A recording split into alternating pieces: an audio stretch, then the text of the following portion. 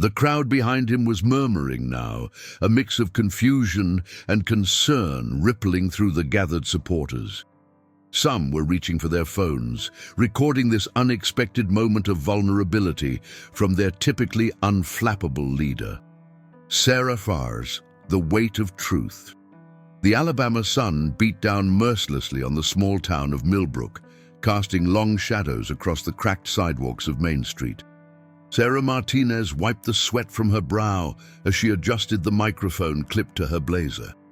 At 28, she had covered dozens of political events, but something about today felt different. The weight of the press credentials hanging around her neck seemed heavier than usual. The thermometer outside Henderson's hardware store read 96 degrees, and it wasn't even noon yet. Sarah had arrived early to set up her equipment and scout the location for the best angles. Millbrook was one of those Alabama towns that time seemed to have forgotten. Population 3,200, 2 traffic lights, and a main street lined with buildings that had seen better decades. The paint was peeling on most storefronts, and several bore "for lease" signs that looked like they'd been there for years. Sarah had grown up in towns like this, though hers had been in Arizona, not Alabama. Her father, Miguel Martinez, had worked construction his entire life, moving the family wherever the jobs were. Her mother, Elena, had cleaned houses and offices to help make ends meet. They had instilled in Sarah a deep respect for hard work and an even deeper suspicion of politicians who claimed to understand the struggles of working families without ever having lived them. The assignment today was supposed to be routine. Senator Tommy Tuberville was making a campaign stop at the Millbrook Community Center, one of dozens he would make across Alabama in the coming months. Sarah's editor at Channel 7 had sent her to cover it because their senior political reporter was sick, and because Sarah had shown a talent for asking questions that got beyond the typical political talking points. "You have a gift for making politicians uncomfortable," Jennifer Walsh, the news director, had told her that morning. "Not in a gotcha way, but in a way that makes them think. That's valuable."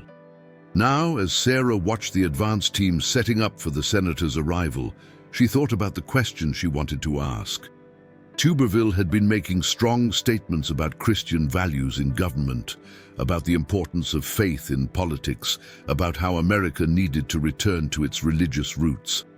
But Sarah had been doing her homework, looking at his voting record, and something didn't quite add up. The night before, Sarah had stayed up late reading through voting records and policy positions. Tuberville consistently voted against programs that would help the poor, the sick, the vulnerable, the very people that Jesus had specifically commanded his followers to care for. He had voted against Medicaid expansion that would have provided health care to thousands of working poor families in Alabama. He had opposed minimum wage increases that would have lifted families out of poverty. He had supported immigration policies that separated families and traumatized children. Sarah wasn't particularly religious herself, but she had been raised Catholic, and she remembered enough from her childhood catechism classes to recognize the disconnect between Tuberville's rhetoric and his actions. Her grandmother, Abuela Rosa, had been a devout woman who lived her faith through daily acts of service to others. "Mija," she used to say, "faith without works is dead. You show me your faith by how you treat the poorest among us." As Sarah reflected on her grandmother's words, she noticed a small group of protesters gathering across the street from the community center. They held signs reading, "Health care is a human right," and "What would Jesus do?" Their presence reminded her that political events like this weren't just theater. They were about real policies that affected real people's lives. Channel 7 News, ready for the senator's arrival.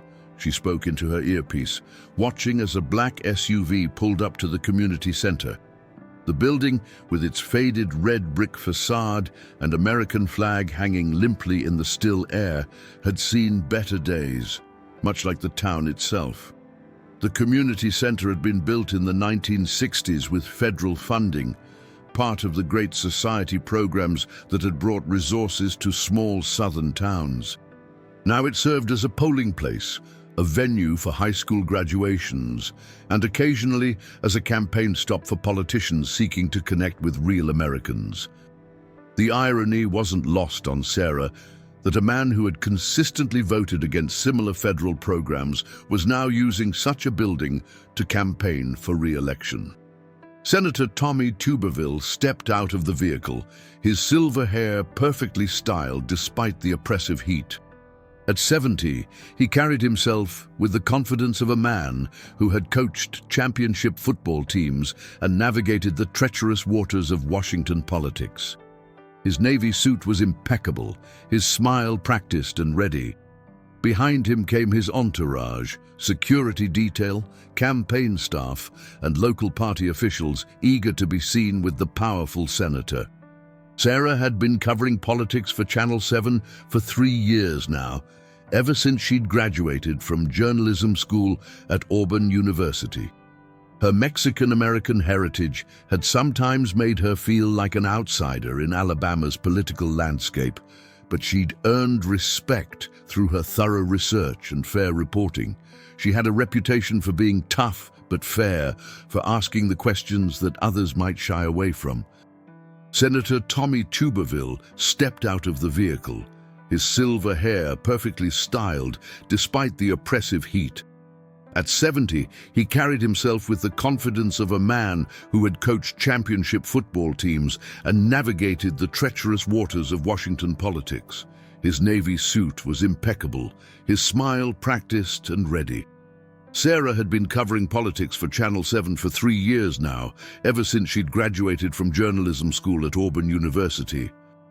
Her Mexican-American heritage had sometimes made her feel like an outsider in Alabama's political landscape, but she'd earned respect through her thorough research and fair reporting. Today, however, she carried more than just professional curiosity. The disconnect between Tuberville's faith-based rhetoric and his policy positions had been gnawing at her for weeks. She had covered his previous campaign events, heard him invoke Jesus Christ repeatedly, watched him appeal to Christian voters while supporting policies that seemed to contradict the very teachings he claimed to follow. Sarah had spent her career trying to hold politicians accountable, but this felt different. This wasn't about political hypocrisy or campaign promises broken. This was about something deeper, something that touched on fundamental questions about authenticity, faith, and the responsibility that comes with power. The heat was becoming oppressive, and Sarah could see other reporters wilting in their suits and blazers. The local ABC affiliate had sent a young reporter who looked like he was fresh out of college. The Montgomery Advertiser had their veteran political writer, a man named Bob, who had been covering Alabama politics since the 1980s and had seen every type of political theater imaginable. They nodded at each other with the professional courtesy that exists between reporters covering the same beat. "Senator Tuberville," she called out as he approached the entrance, flanked by his security detail and campaign staff. "Sarah Martinez, Channel 7 News. Could we have a moment of your time?" The senator's eyes found hers, and his practiced smile widened. "Of course, Sarah. Always happy to talk to the press." His voice carried the authority of someone accustomed to being the most important person in any room, mixed with the folksy charm that had made him a successful football coach before entering politics. Behind him, the community center was filling with supporters. Red, white, and blue banners hung from every available surface, and the sound of patriotic music drifted through the open doors. The crowd was typical for this part of Alabama, mostly white, mostly older, many wearing MAGA hats and American flag pins. But Sarah also noticed some younger faces, some people of color, some families with children who looked like they were genuinely interested in what their senator had to say. The campaign had done a good job of staging the event. There were veterans in their service caps, small business owners with name tags identifying their companies, and what appeared to be a carefully selected group of farmers, teachers, and retirees. The optics were perfect for the kind of footage that would play well on the evening news and in campaign advertisements. Senator, there's been some discussion about your recent comments regarding faith and public service. Sarah began, her voice steady despite the nervous energy building in her chest. You've often spoken about the importance of Christian values in government. I wanted to ask you specifically about Jesus Christ and what his teachings mean to you personally. The question hung in the air between them like the humid Alabama heat. Around them, the crowd continued to gather, but Sarah noticed several people had stopped to listen. The campaign staff shifted uncomfortably, and she caught the eye of the senator's press secretary, Margaret Chen, who was making subtle hand gestures that suggested wrapping up the interview. Margaret was the efficient woman in her 40s who had worked in Republican politics for over a decade. She was known for her ability to manage difficult situations and keep her candidate on message. Sarah had dealt with her before and found her professional but protective of Tuberville's image. The look on Margaret's face suggested she was sensing danger in Sarah's line of questioning. Tommy Tuberville's expression changed subtly. The practiced political smile remained, but something deeper flickered in his eyes. He was quiet for a long moment, longer than any politician should be when faced with a camera and an open microphone. Sarah had interviewed enough politicians to know that silence was unusual. Most were trained to fill every second with talking points and safe responses. You know, Sarah, he said finally, his voice softer than usual, that's not a question I expected today. The heat seemed to intensify, and Sarah felt a bead of sweat roll down her spine. She had covered hundreds of political events, asked thousands of questions, but she had never seen a politician react quite like this to what should have been a softball question about faith. Something in his demeanor suggested that her question had hit something deeper than the usual political armor. Senator Tuberville, she called out as he approached the entrance, flanked by his security detail and campaign staff. Sarah Martinez, Channel 7 News. Could we have a moment of your time? The senator's eyes found hers, and his practiced smile widened. Of course, Sarah, always happy to talk to the press. Behind him, the community center was filling with supporters. Red, white, and blue banners hung from every available surface, and the sound of patriotic music drifted through the open doors. The crowd was typical for this part of Alabama, mostly white, mostly older, many wearing MAGA hats and American flag pins.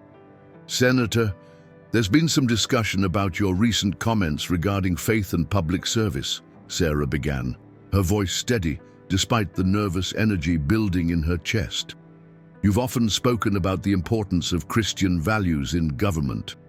I wanted to ask you specifically about Jesus Christ and what his teachings mean to you personally. The question hung in the air between them. Around them, the crowd continued to gather, but Sarah noticed several people had stopped to listen. The campaign staff shifted uncomfortably, and she caught the eye of the senator's press secretary, who was making subtle hand gestures that suggested wrapping up the interview. Tommy Tuberville's expression changed subtly. The practiced political smile remained, but something deeper flickered in his eyes. He was quiet for a long moment, longer than any politician should be when faced with a camera and an open microphone. You know, Sarah, he said finally, his voice softer than usual, that's not a question I expected today. The heat seemed to intensify, and Sarah felt a bead of sweat roll down her spine. She had covered hundreds of political events, asked thousands of questions, but she had never seen a politician react quite like this to what should have been a softball question about faith. In your speeches, you often mention the importance of Christian values in American politics, she pressed gently, her reporter's instincts telling her that something significant was happening. Many of your constituents are deeply religious people who look to you for leadership that reflects their values. When you think about Jesus' teachings, about caring for the poor, healing the sick, welcoming the stranger, How do those principles inform your policy positions? The senator's jaw worked silently for a moment. In the background, someone in the crowd called out, "Tell him, Tommy!" But he seemed not to hear. His eyes had taken on a distant quality, as if he were seeing something far beyond the cameras and the crowd. Sarah noticed that his hands, usually so steady and confident when gesturing during speeches, had begun to tremble slightly. Margaret Chen stepped forward, clearly intending to intervene, but Tuberville held up a hand to stop her.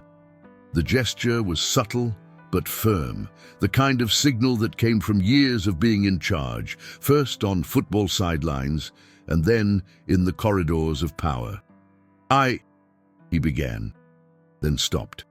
Sarah watched as his composure, so carefully maintained through decades of public life, began to crack. This wasn't the polished media performance she had expected. This was something raw, something unplanned, something that was happening in real time without the safety net of prepared talking points. The silence stretched on, becoming uncomfortable. Other reporters were starting to notice that something unusual was happening. Bob from the Montgomery Advertiser had stopped checking his phone and was now focused intently on the scene unfolding before them. The young reporter from ABC looked confused, unsure whether this was normal or whether he was witnessing something unprecedented. "Jesus," Tuberville said finally, and his voice cracked on the name. The single word carried a weight that went beyond politics, beyond campaigning, beyond the careful calculations that typically governed every public statement a senator made. Jesus said. He said to love your neighbor as yourself. It was then that Sarah noticed the tears. They started as just a shimmering in the senator's eyes, barely visible in the harsh afternoon light. But as he continued speaking, they began to spill over, tracing silver lines down his weathered cheeks. This wasn't the controlled emotion of a political performance. This was genuine, unexpected, and completely unfiltered. The crowd behind him had grown quiet. The patriotic music had stopped, and Sarah could hear nothing but the senator's labored breathing and the distant hum of traffic on Highway 14. Even the protesters across the street seemed to sense that something extraordinary was happening, their chanting growing subdued. He said to care for the poor, the sick, the stranger among us, Tuberville continued, his voice growing stronger even as the tears continued to flow. He said, blessed are the meek, blessed are those who hunger and thirst for righteousness, blessed are the peacemakers. He said that what we do to the least of these, we do to him. Sarah felt her heart racing. This was not how political interviews were supposed to go. This was not the polished, media-trained response she had expected. This was something raw, something real, something that could change everything. She had covered politics long enough to recognize when a moment transcended the usual theater and became something genuinely human. The campaign staff was growing increasingly agitated. Margaret Chen was making more urgent hand signals, and other staffers were whispering among themselves, clearly unsure how to handle their candidate's unexpected vulnerability. The security detail remained professional but alert, their eyes scanning the crowd for any threats, while their principal dealt with what appeared to be an emotional crisis on live television. "Senator," Sarah said softly, lowering her microphone slightly, "are you all right?" Tommy Tuberville looked directly into the camera then, his eyes red with tears that he made no attempt to wipe away. For a moment, he didn't look like a powerful United States senator. He looked like a man confronting fundamental questions about his life, his choices, and his relationship with the faith he had claimed to represent. "I haven't been following his teachings," he said, his voice barely above a whisper but clear enough for the microphone to catch. "I've been so focused on politics, on winning, on maintaining power, on satisfying donors and party leaders that I've forgotten what it means to truly follow Christ." The admission hung in the humid air like a thunderclap. Sarah realized she was witnessing something unprecedented in her career. a powerful politician having what appeared to be a genuine moment of spiritual awakening on live television. Her journalistic instincts told her to keep the camera rolling, to ask follow-up questions, to dig deeper into this unexpected vulnerability. But her human instincts urged her to give this man space to process whatever was happening to him. Margaret Chen moved forward again, more insistently this time, but Tuberville waved her off with more force than before. "No," he said, his voice gaining strength even as his emotional state remained fragile. "People need to hear this. I need to say this. I've been living a lie for too long." The words seemed to cost him something to say. Sarah could see the internal struggle playing out on his face, the politician's training to never show weakness warring with what appeared to be a genuine spiritual crisis that demanded honesty regardless of the political consequences. "For too long," the senator continued, his voice becoming steadier but no less emotional, "I've voted against programs that would help the hungry, the homeless, the sick. I've supported policies that benefit the wealthy and the powerful while ignoring the struggles of working families, of people like the ones in this very town who are struggling to make ends meet." Sarah glanced around at the crowd, many of whom were now murmuring among themselves. Some faces showed confusion, others concern. A few people had their phones out, recording this unexpected moment of vulnerability from their typically unflappable leader. She could see elderly supporters looking bewildered, younger voters appearing intrigued, and campaign volunteers clearly unsure how to respond. "I've used my faith as a political tool instead of letting it guide my conscience," Tuberville continued. "I've invoked Jesus Christ's name to gain votes while ignoring his actual teachings. I've claimed to be a Christian while supporting policies that Jesus would have opposed." The crowd behind him was murmuring now, a mix of confusion and concern rippling through the gathered supporters. Some were reaching for their phones, recording this unexpected moment of vulnerability from their typically unflappable leader. Sarah realized she was witnessing something unprecedented, a powerful politician having what appeared to be a genuine moment of spiritual awakening on live television. Her journalistic instincts told her to keep the camera rolling, to ask follow-up questions, to dig deeper, but her human instincts urged her to give this man space to process whatever was happening to him. "Senator," she said carefully, "what does this mean for your political positions going forward?" Tuberville wiped his eyes with the back of his hand, leaving his carefully styled appearance disheveled. "It means," he said, taking a shuddering breath, "that I need to take a long, hard look at whether my actions match my stated beliefs. It means I need to ask forgiveness from God, from my constituents, from everyone I've failed by putting politics before principles." The afternoon sun seemed to dim as clouds moved across the sky, offering momentary relief from the oppressive heat. Sarah noticed that many in the crowd had grown restless, some walking away, others clustering in small groups and talking in hushed tones. "I think," Tuberville said, looking around at the scene, "I need to cancel today's rally. I need some time to pray, to think, to figure out how to move forward from here." His press secretary approached cautiously. "Senator, perhaps we should—" "No," Tuberville said firmly. "We're done here. I'm sorry, folks," he called out to the crowd. "I need to go home and have a conversation with my wife and my God about what kind of man I want to be." As he walked back toward his SUV, Sarah followed at a respectful distance, her cameraman still rolling. "Senator, one last question," she called out. "What made you decide to be so open about this struggle today?" He paused with his hand on the vehicle's door handle and turned back to her. "Because," he said, and fresh tears spilled over. "I'm tired of living a lie. I'm tired of claiming to follow Jesus while my actions show I follow politics. And maybe if I'm honest about my failures, it might help someone else be honest about theirs."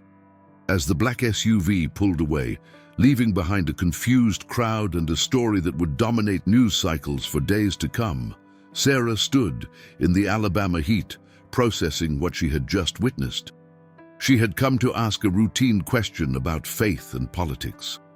Instead, she had captured a moment of genuine human vulnerability that would force her to examine her own assumptions about power, faith, and the cost of living authentically. The community center was emptying now, supporters drifting away in small groups, their conversations animated but subdued. Sarah packed up her equipment, knowing that the story she had just captured would change not only Senator Tuberville's career, but possibly the entire conversation about faith and politics in America. The newsroom at Channel 7 buzzed with an energy Sarah had never experienced in her 3 years as a reporter. The story had broken just 4 hours earlier, and already the phones were ringing constantly. Social media was exploding, and news vans from national networks were pulling into the parking lot. "Sarah, you need to see this," called out Mark Henderson, the assignment editor from across the newsroom. At 55, Mark had seen everything in his 30-year career, but even he seemed stunned by the response their story was generating. Sarah hurried over to his desk, where multiple monitors displayed news websites, social media feeds, and live television coverage. CNN was running a breaking news banner, "Senator breaks down in tears over faith." Fox News had their own take. "Tuberville's emotional moment sparks debate." MSNBC was analyzing the political implications with a panel of experts. "It's everywhere," Mark said, scrolling through Twitter. "The video has been shared over 2 million times in 4 hours. That's viral territory, Sarah. This is huge." Sarah pulled up a chair, her stomach churning with a mixture of excitement and anxiety. She had never expected her simple question about faith to unleash this kind of response. The comments section on their station's website was flooded with reactions ranging from support to criticism to outright confusion. "Look at this," Mark said, pointing to his screen. "Finally, a politician telling the truth, but then down here, Tuberville's having a breakdown. Alabama needs strong leadership, not tears. And this one, if this is what real faith looks like, we need more of it in Washington." The newsroom's main television was tuned to a national cable channel where a panel was dissecting the interview frame by frame. Sarah watched herself on the screen, seeing the moment from an entirely different perspective. She looked young, professional, but also somehow complicit in what was clearly a deeply personal moment for the senator. "Sarah Martinez," the news anchor was saying, "has been covering Alabama politics for Channel 7, a local affiliate. Her question about Jesus Christ seemed to trigger what can only be described as an emotional breakdown from the veteran politician." The panel included a political strategist, a religious studies professor, and a former campaign manager. The strategist was already spinning the moment as political suicide. "No politician survives this kind of vulnerability," she was saying. "Especially not in Alabama. Voters want strength, not tears." But the professor disagreed. "We're seeing something unprecedented here," he argued. "This appears to be a genuine moment of spiritual awakening. If it's authentic, it could actually strengthen his connection with truly religious voters." Sarah's phone buzzed with a text from her mother in Phoenix. "Mija, I saw you on the news. You asked good questions." That man needed to hear them. Her mother, Elena Martinez, had immigrated to the United States from Mexico when Sarah was 5 years old. She had worked 2 jobs to put Sarah through college, always emphasizing the importance of truth and integrity. Seeing her daughter on national television asking the kinds of questions that mattered filled her with pride. "Sarah," called out Jennifer Walsh, the station's news director, from her office door. "Can you come in here for a minute?" Jennifer was a tough woman in her 40s who had worked her way up through the ranks of television journalism. She had been Sarah's mentor since she'd started at the station, teaching her how to navigate the often murky waters of political reporting. "Close the door," Jennifer said as Sarah entered the glass-walled office. Through the windows, Sarah could see the newsroom continuing to buzz with activity. "That was some interview today. I honestly didn't expect him to react like that," Sarah said, settling into the chair across from Jennifer's desk. "I was just asking about his faith statements. It seemed like fair game." Jennifer leaned back in her chair, studying Sarah carefully. "You know what you've done, don't you? You've potentially ended a political career with one question. Tuberville has been in the Senate for 4 years. Before that, he was a famous football coach. He's not used to this kind of vulnerability being exposed." Sarah felt a knot forming in her stomach. "Are you saying I did something wrong?" "No," Jennifer said quickly. "You did your job. You asked a legitimate question that he chose to answer honestly. But Sarah, this is going to follow you for the rest of your career. Every politician in Alabama is going to remember that you're the reporter who made Tommy Tuberville cry." The weight of that realization settled over Sarah like a heavy blanket. She had gotten into journalism to tell important stories, to hold powerful people accountable, but she had never considered that doing her job well might make her job harder in the future. "There's something else," Jennifer continued. "I've had 3 calls in the last hour from national networks wanting to hire you. CNN wants to offer you a correspondent position. NBC is interested in bringing you to their political unit. This story has put you on the map." Sarah's head spun. National networks? She had dreamed of that kind of opportunity since journalism school, but she had imagined it would come from years of building sources and breaking important stories, not from one emotional interview that had gone viral. "What do you think I should do?" she asked. Jennifer smiled the first time she had relaxed since Sarah had entered the office. "I think you should take some time to process what happened today before you make any big decisions. But Sarah, you've got something special. You asked the right question at the right moment, and you handled it with professionalism and grace. That's not something you can teach." As Sarah left Jennifer's office, her phone was buzzing with more texts and missed calls. Her father had called 3 times from his construction job in Phoenix. Her journalism school classmates were texting congratulations. Even her high school government teacher had somehow found her number to tell her how proud he was. But among all the messages, one stood out. It was from an unknown Alabama number. "Ms. Martinez, this is Beth Tuberville. I wanted to thank you for giving my husband the opportunity to be honest today. He's been struggling with these questions for months. Your question finally gave him permission to voice what's been in his heart. Please pray for our family as we figure out what comes next." Sarah stared at the message for a long moment.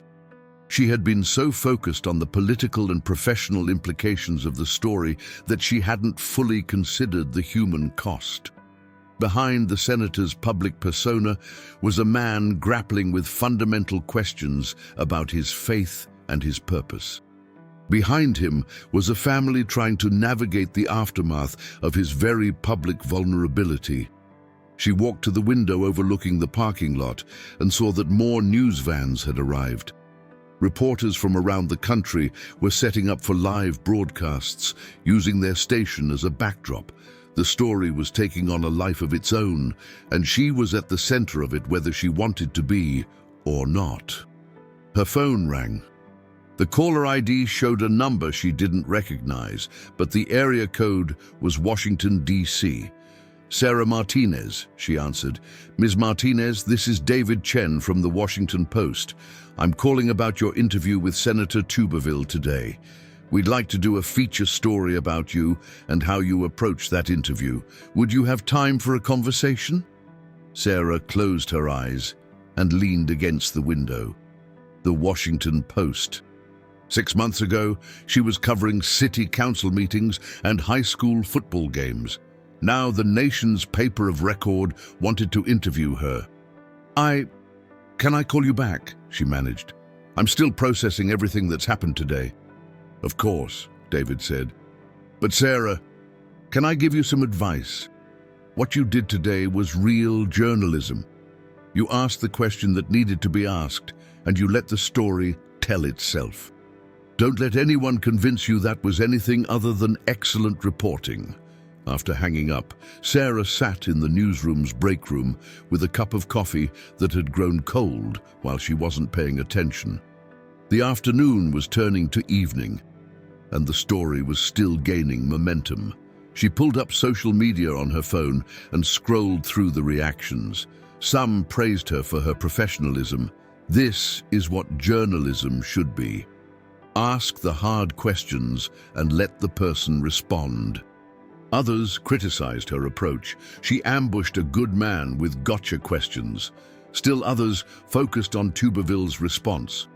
Finally, a politician who shows real emotion and honesty. But one comment stuck with her from a user named Alabama Preacher. That young woman didn't make Senator Tuberville cry. The Holy Spirit did. She was just the vessel God used to bring truth to light. Sarah wasn't particularly religious herself, though she had been raised Catholic. But something about that comment resonated with her. Maybe she had been more than just a reporter asking questions. Maybe she had been part of something larger, something that needed to happen regardless of the political consequences. As the evening news approached, she knew she would have to face the cameras again, this time as part of the story rather than just reporting it. The question was, what would she say? How do you explain being at the center of a moment that seemed to transcend politics and touch something deeper about truth, authenticity, and the courage to be vulnerable in public? The newsroom continued to buzz around her, but Sarah felt a strange calm settling over her. Whatever came next, the job offers, the criticism, the fame, she knew she had done her job with integrity. She had asked a question that mattered, and sometimes that's all a journalist can do. 3 days after the interview, Sarah sat in her small apartment in Montgomery, surrounded by newspapers and printouts of online articles. Her story had morphed from a local political piece into a national conversation about faith, authenticity, and leadership. The coffee table was covered with headlines. The question that changed everything: Tuberville's tears, political end or new beginning. Faith and politics collide in Alabama. Her phone had been ringing constantly since Tuesday. News producers, talent agents, book publishers, and documentary filmmakers all wanted to speak with her. She had stopped answering calls from numbers she didn't recognize, but the voicemails kept piling up. The most surprising call had come from Senator Tuberville himself the previous evening. Mrs. Martinez, his voice had been tired but steady on the recording. "This is Tommy Tuberville. I wanted to call and thank you. What happened on Tuesday was the most honest I've been in years, maybe decades. I know it's caused you some stress, having this thing blow up like it has. But I want you to know that you did nothing wrong. You asked the right question at the right time, and I'm grateful." Sarah had listened to the message 3 times, struck by the sincerity in his voice. This wasn't the polished politician she had interviewed. This was a man who sounded like he was finally at peace with telling the truth. That morning, she had driven to her mother's favorite church in Montgomery's East Side. St. Anthony's was a small Catholic parish that served primarily the Latino community. Father Rodriguez had been the priest there for 15 years, and Sarah had known him since her family had briefly lived in Montgomery when she was in high school. "Sarah," Father Rodriguez had said after morning mass, "I saw your interview on the television. You asked a powerful question." They had walked together in the small garden behind the church, where volunteers tended to vegetables that were distributed to local food banks. The morning was cooler than the previous week, with a light breeze carrying the scent of tomatoes and peppers. "I didn't mean to cause such a reaction," Sarah had told him. "I was just doing my job." Father Rodriguez, a man in his 60s with kind eyes and calloused hands from his years doing mission work before becoming a parish priest, had smiled at that.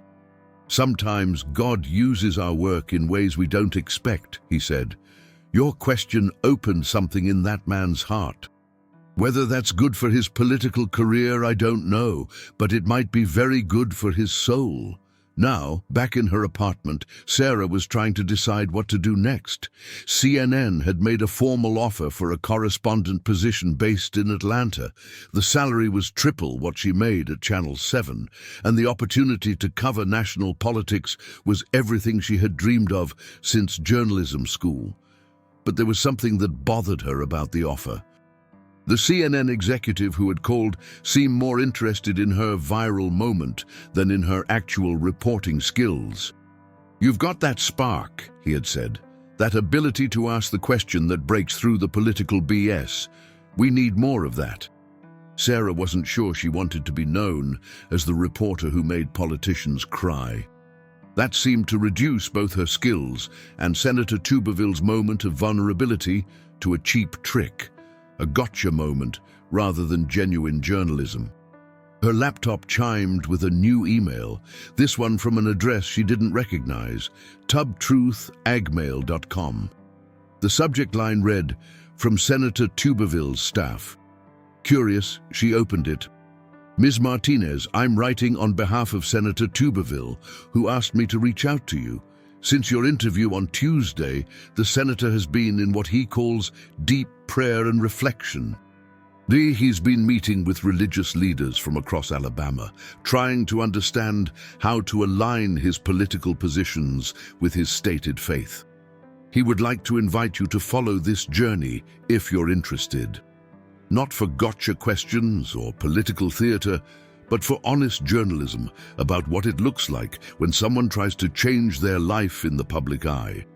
He believes that if he's going to continue in public service, he needs to do it with complete transparency about his struggles and his attempts to live more faithfully. This would be exclusive access to his meetings with pastors, his conversations with constituents who have been affected by his previous votes, and his process of deciding whether to change his positions on various issues. The only condition is that you report everything honestly, even if it makes him look bad. If you're interested, please respond to this email. The senator understands that you have opportunities with national networks, but he hopes you'll consider this story instead. Respectfully, Margaret Chen, Chief of Staff to Senator Tuberville. Sarah read the email twice, then stood and walked to her kitchen window. Outside, Montgomery stretched out under the late afternoon sun. This was her hometown, in a way. She had lived here during high school, had gone to college at Auburn 2 hours away, had built her career in Alabama newsrooms. CNN would take her to Atlanta, then probably Washington, then who knows where. But this email was offering something different. A chance to follow a real story about change, authenticity, and the possibility of growth. It wasn't just about covering politics, it was about covering humanity. Her phone rang. The caller ID showed her mother's number in Phoenix. "Mija, how are you handling all this craziness?" Elena Martinez's voice was warm with concern and pride. "I'm overwhelmed, Mama," Sarah admitted.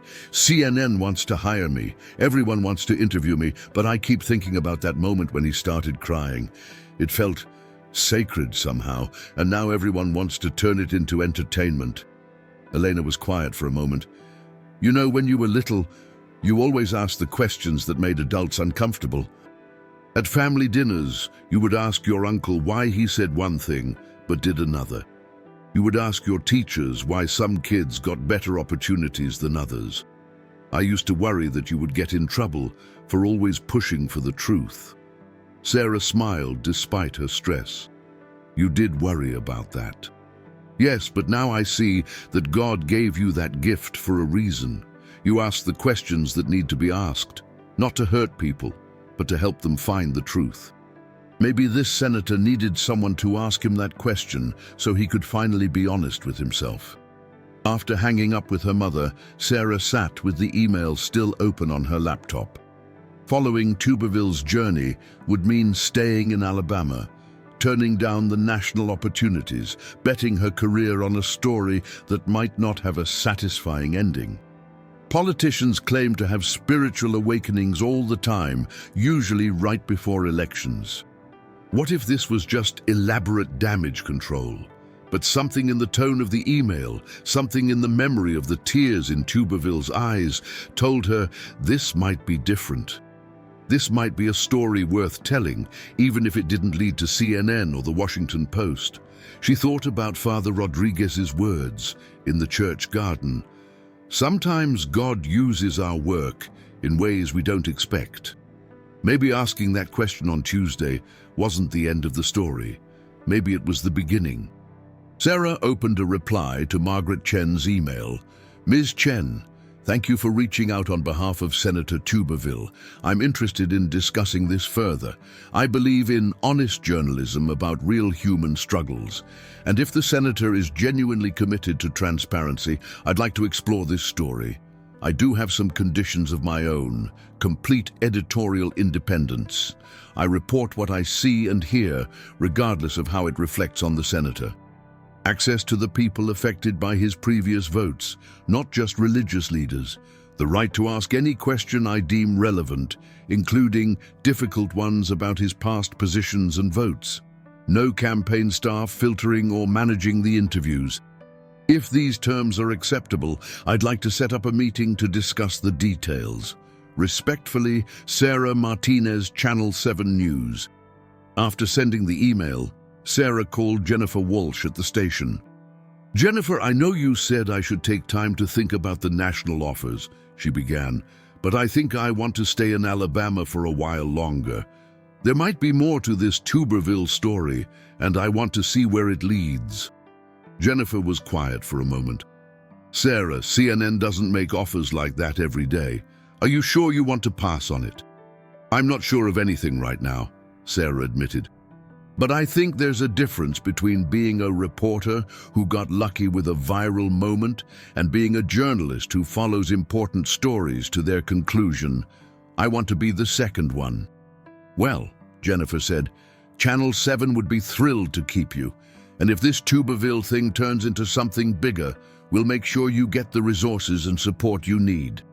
As evening approached, Sarah's laptop chimed with a response from Margaret Chen. Ms. Martinez, your conditions are acceptable to the senator. He says he wants someone who will ask the hard questions, not throw softball interviews. Can you meet tomorrow at 2 p.m. at his Montgomery office? This is a story that needs to be told honestly, and he believes you're the right person to tell it. Sarah closed her laptop and walked to her balcony. The Alabama evening was settling over Montgomery, and she could hear the sounds of the city winding down for the day. Somewhere out there, a politician was grappling with fundamental questions about his faith and his purpose. Somewhere out there was a story about human change, about the possibility of authentic transformation in public life. She had asked one question that had changed everything. Now she was about to find out what came after the tears, what happened when the cameras stopped rolling and the real work of living authentically had to begin. 2 weeks later, Sarah found herself in places she had never expected to be as a political reporter. Instead of campaign rallies and policy briefings, she was documenting Senator Tuberville's visits to homeless shelters, food banks, and community clinics across Alabama. The transformation she was witnessing was unlike anything she had covered in her career. This is Mercy House, explained Director Lisa Thompson as she led Sarah and Senator Tuberville through the Montgomery homeless shelter. We serve about 300 meals a day and provide temporary housing for up to 50 people. Lisa was a woman in her 40s who had been running the shelter for 8 years. Her gray-streaked hair was pulled back in a practical ponytail, and her clothes were the kind that could handle the daily demands of working with people in crisis. She had been surprised when the senator's office had called requesting a visit, and even more surprised when he had insisted on coming without cameras or media attention, except for Sarah, who was documenting his journey. "Senator," Lisa said as they walked through the dining area where volunteers were preparing dinner, "I have to ask, why are you here?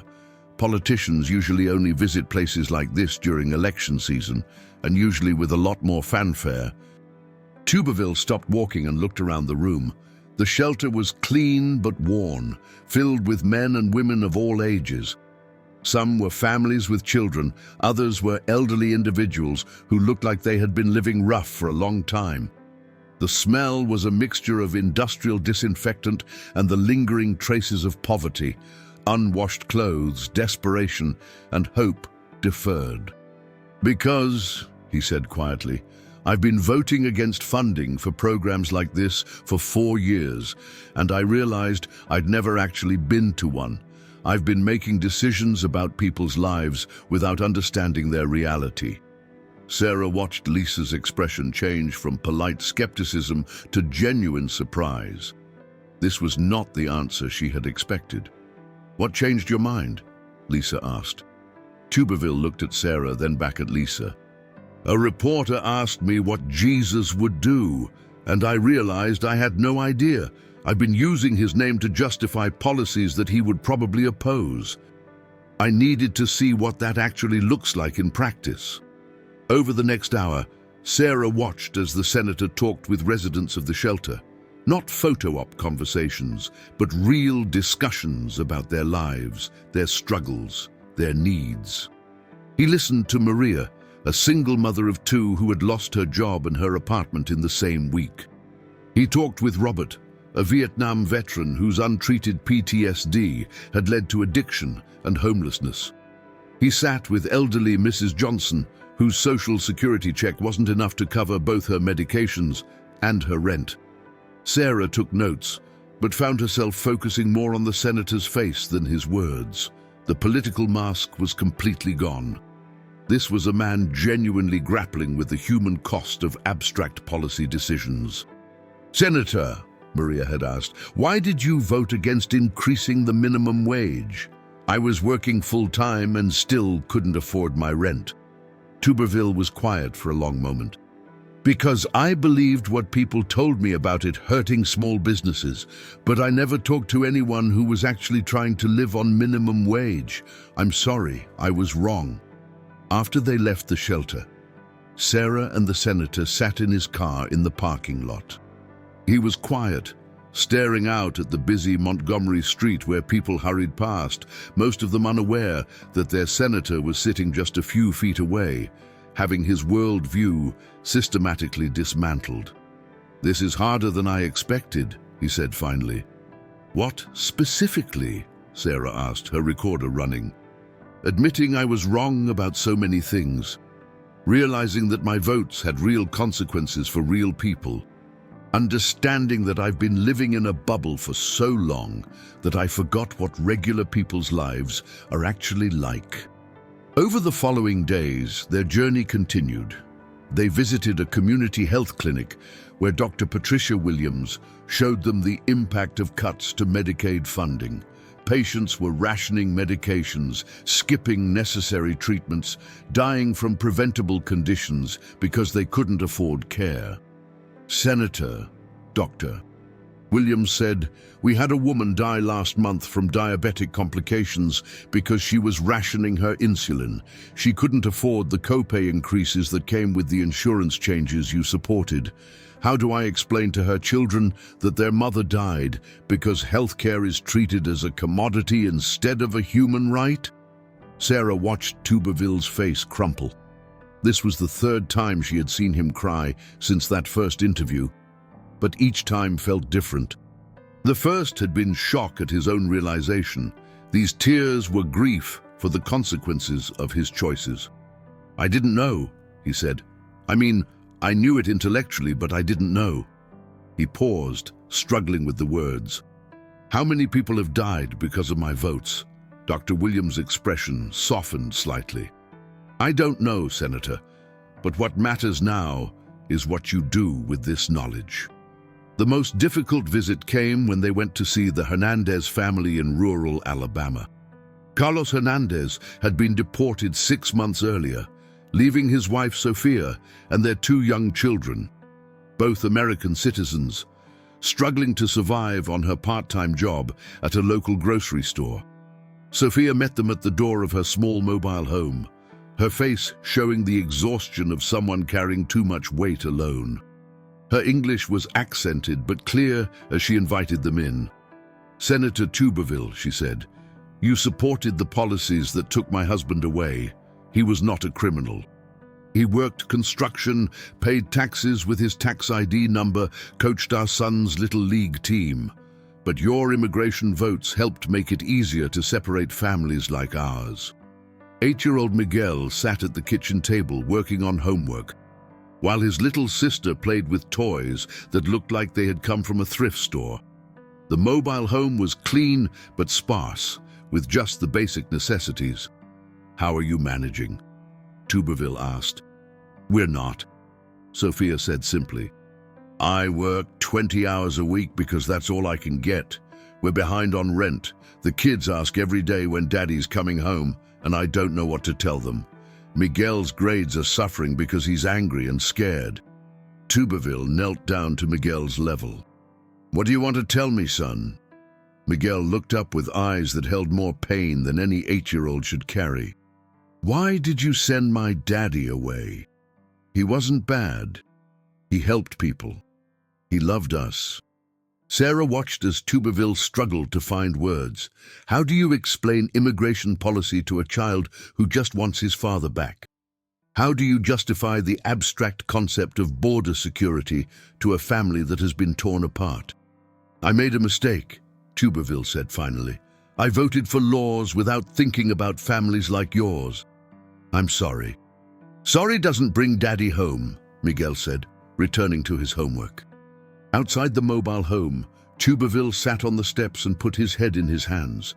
"I can't undo what I've done," he said to Sarah. "Those votes, those policies, they've already hurt people. Some of that can't be fixed." "But some of it can," Sarah said. "The question is what you do going forward." That evening, they met with Pastor James Williams at Mount Olive Baptist Church in Montgomery's historic district. Pastor Williams was a man in his 70s who had been active in the civil rights movement and had spent decades serving the African American community. His church sat just blocks from where Dr. King had preached, and the weight of that history was palpable in the sanctuary where they gathered. "Senator," Pastor Williams said, his voice carrying the authority of someone who had spent a lifetime fighting for justice, "I've watched your career with interest. Your votes on voting rights, on criminal justice reform, on programs that help the poor, they've hurt my community, but I'm willing to listen if you're willing to learn." The sanctuary was quiet except for the distant sound of traffic and the settling of the old building. Tuberville sat in the front pew, looking small in the space where so many had gathered to worship and organize for civil rights. "Pastor Williams," Tuberville said, "I need to understand something. How do I make amends for votes I can't take back? How do I earn forgiveness from communities I've harmed?" Pastor Williams was quiet for a long moment, his weathered hands folded in his lap. "Repentance isn't just feeling sorry, Senator. It's changing direction. The question isn't whether you can undo the past. You can't. The question is whether you're willing to vote differently in the future, even if it costs you politically." "What if it cost me my seat?" Tuberville asked. "Then maybe," Pastor Williams said with a slight smile, "you'll discover what it means to truly follow Jesus. He didn't promise his followers political success. He promised them a cross." Sarah scribbled notes, recognizing that she was witnessing something profound. This wasn't political theater or damage control. This was a man genuinely wrestling with the tension between his faith and his career, with the guidance of people who had been harmed by his choices. As they prepared to leave the church, Pastor Williams placed a hand on Tuberville's shoulder. "Senator, I'll be praying for you, but I'll also be watching your votes. Faith without works is dead, as the scripture says." The next morning, Sarah sat in her apartment, transcribing interviews and reviewing her notes from the past 2 weeks. The story she was uncovering was more complex than she had anticipated. This wasn't just about a politician having a breakdown or a spiritual awakening. It was about the possibility of genuine transformation in public life, about what happens when someone confronts the real consequences of their decisions. Her phone rang. It was Margaret Chen from Tuberville's office. "Sarah, the senator wants to call a press conference for tomorrow afternoon. He's ready to announce some changes to his positions based on what he's learned over the past few weeks. He wants you to have advance notice." "What kind of changes?" Sarah asked. "Significant ones. He's planning to announce support for Medicaid expansion, a higher minimum wage, immigration reform that includes a path to citizenship for people like Carlos Hernandez. He knows it might cost him his political career, but he says he can't keep voting against his conscience." After hanging up, Sarah realized she was facing her own moment of truth. She had documented this journey, captured the transformation, witnessed what appeared to be genuine change. But now, she had to decide how to tell this story to a world that was deeply cynical about politicians and their motivations. Her editor at Channel 7 had been patient, giving her unusual freedom to follow this story wherever it led. But she knew that the press conference tomorrow would be the moment when everything changed. Either Tuberville would be taken seriously as someone who had genuinely evolved, or he would be dismissed as a politician trying to save his career with a calculated move to the center. Sarah opened her laptop and began writing the story that would accompany tomorrow's press conference. She wrote about the tears in the homeless shelter, about Miguel Hernandez asking why his daddy had been sent away, about Dr. Williams explaining how insurance changes had contributed to a woman's death. She wrote about Pastor Williams challenging Tuberville to prove his faith through his actions. But most importantly, she wrote about the possibility of redemption in public life, about the courage it takes to admit you were wrong, and about the hope that people can change, even when the whole world is watching. As she wrote, Sarah realized that this story had changed her as much as it had changed Tuberville. She had started as a reporter, asking routine questions about faith and politics. She was ending as a journalist who had witnessed the painful, messy, beautiful process of someone trying to align their actions with their values, regardless of the cost. Tomorrow's press conference would determine whether this transformation was real or political theater. But regardless of what happened next, Sarah knew she had captured something important, a human story about the possibility of change, the weight of consequences, and the courage required to live authentically in the public eye. The Alabama sun was setting outside her window, casting long shadows across Montgomery. Somewhere in the city, a senator was preparing to risk his career for his conscience. Somewhere, families were still struggling with the consequences of policies they had no power to change. And somewhere, in the intersection between faith and politics, power and vulnerability, a story was reaching its climax. Sarah saved her document and prepared for what would either be the end of a political career or the beginning of a new kind of leadership. Either way, she would be there to witness it, to ask the hard questions, and to tell the truth about what she saw. The Alabama State Capitol press room hadn't seen this much activity since the governor's corruption scandal 2 years earlier. National news crews filled every available space, their cameras focused on the podium where Senator Tommy Tuberville would soon face the consequences of his journey. Sarah stood near the front, her recorder ready, knowing that the story she had been following for 3 weeks was about to reach its conclusion. Margaret Chen approached the microphone first. "Ladies and gentlemen, Senator Tuberville will make a statement and then take questions.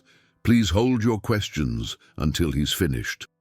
When Tuberville took the podium, he looked different from the man Sarah had first interviewed 3 weeks ago. The political polish was gone, replaced by something raw but more authentic. His hands were steady as he arranged his notes, but Sarah could see the weight of what he was about to do in his eyes.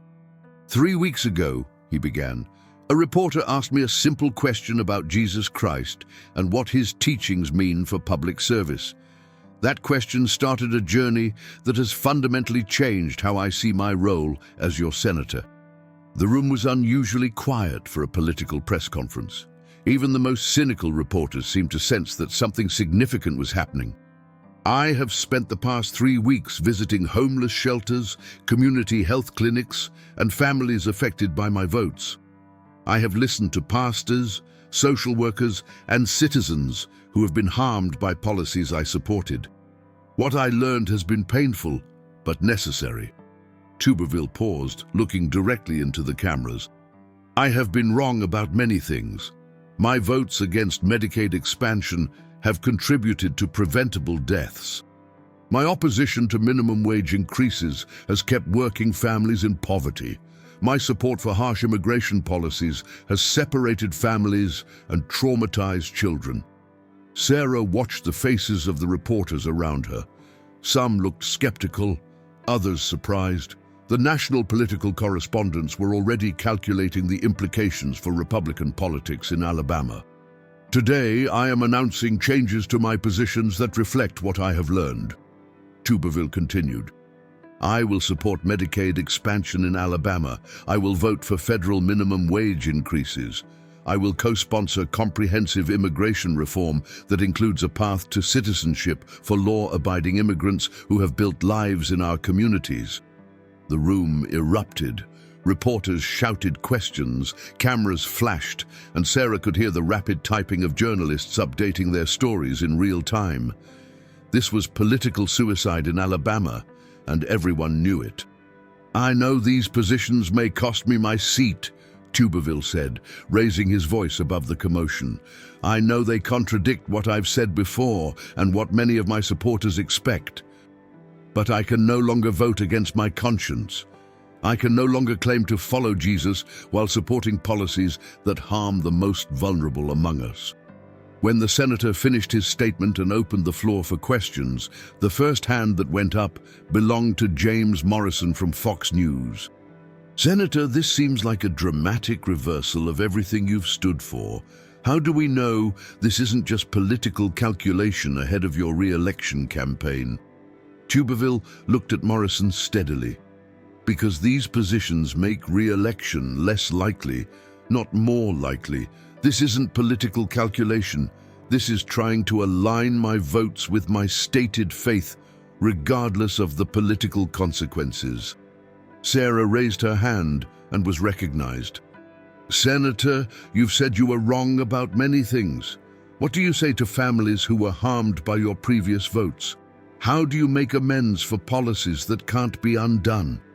I can't undo the harm I've caused, Tuberville said, his voice heavy with emotion. Carlos Hernandez is still separated from his family because of policies I supported. People have died because I voted against healthcare expansion. I can't bring them back or reunite families that have been torn apart. All I can do is vote differently going forward and try to prevent future harm. The questions continued for 45 minutes. Reporters pressed him on specific votes, on his political future, on whether this was a genuine conversion or elaborate damage control. Through it all, Tuberville remained consistent. He had been wrong, he was changing course, and he was prepared for the political consequences. After the press conference, Sarah found herself in the hallway outside the press room with other journalists. The national reporters were already filing stories and doing live shots for their networks. The political analysis was predictable. Tuberville had ended his career. The Republican Party would find a primary challenger. Alabama voters would punish him for his reversals. But Sarah was thinking about something else. She was thinking about Miguel Hernandez, asking why his daddy had been sent away, about Dr. Williams explaining how policy decisions affected real lives, about Pastor Williams challenging Tuberville to prove his faith through his actions. Her phone buzzed with a text from an unknown number. Ms. Martinez, this is Sofia Hernandez. I watched the press conference. Thank you for telling our story. Miguel says maybe there's hope for his daddy to come home. That evening, Sarah sat in her apartment, writing the story that would conclude her 3-week journey following Senator Tuberville's transformation. She wrote about the political implications, the certain primary challenge, the Republican Party's likely response, the impact on Alabama politics. But she also wrote about something else, the possibility of genuine change in public life, the courage required to admit profound error, and the question of whether redemption was possible for public figures who had caused real harm. Her phone rang. It was Jennifer Walsh from Channel 7. "Sarah, I just got off the phone with the news director at CNN. They're still interested in hiring you, especially after today's coverage. You've become one of the most recognizable political reporters in the country." Sarah looked out her window at Montgomery's skyline, thinking about the journey that had brought her to this moment. "Jennifer, I appreciate everything Channel 7 has done for me, but I think I want to stay in Alabama for a while longer." "Are you sure? This is a once-in-a-lifetime opportunity." "Maybe," Sarah said, "but I think there are more stories like this one out here. Stories about real change, about the intersection of faith and politics, about what happens when people try to live authentically. I want to keep telling those stories." After hanging up, Sarah returned to her computer and continued writing. She wrote about the tears in Tuberville's eyes when he met Miguel Hernandez, about the quiet dignity of Pastor Williams challenging him to live his faith, about the courage it took to risk everything for the possibility of becoming a better person. She wrote about the questions that remained. Would Tuberville's transformation survive the political pressure that was sure to come? Would Alabama voters punish him for changing his mind or respect him for admitting his mistakes? Could one person's journey toward authenticity inspire others to examine their own choices? But most importantly, she wrote about the power of asking the right question at the right moment. 3 weeks ago, she had asked a senator about Jesus Christ and what his teachings meant for public service. That question had unlocked a journey of discovery, repentance, and transformation that had changed both the senator and the reporter who had witnessed it. As Sarah finished her story, she realized that this wasn't really an ending. It was a beginning. Tuberville would face the political consequences of his choices, but he would do so as someone who had finally aligned his actions with his stated beliefs. She would continue covering politics in Alabama, but with a deeper understanding of the human cost of political decisions and the possibility of genuine change. The Alabama night was quiet outside her window. Somewhere in Montgomery, a senator was preparing for the political battle of his life, knowing he had chosen conscience over career. Somewhere, families were hoping that changed policies might ease their struggles. And somewhere, the possibility of authentic leadership in American politics had been demonstrated, even if only briefly, even if it came at great cost. Sarah saved her document and prepared to file the story that would conclude the most important 3 weeks of her journalism career. She had started with a simple question about faith and politics. She was ending with a complex story about redemption, transformation, and the courage required to change course when you realize you've been wrong. Tomorrow, the political analysis would begin in earnest. Pundits would debate whether Tuberville could survive, whether his transformation was genuine, whether American politics had room for this kind of vulnerability and change. But tonight, Sarah was content knowing she had told a true story about a human being trying to become better, regardless of the cost. The question she had asked 3 weeks ago about Jesus and what his teachings meant for public service had started a journey that had changed everyone involved. Sometimes that's all a journalist can hope for, to ask the question that needs to be asked and to bear witness to what happens next, whatever the consequences might be. In the end, that's what truth-telling requires. The courage to ask hard questions, the integrity to report what you find, and the faith that authentic stories, honestly told, can make a difference in the world. Sarah had learned that lesson in the most unexpected way, through 3 weeks that had transformed both a senator and the reporter who had witnessed his journey toward authenticity. The end.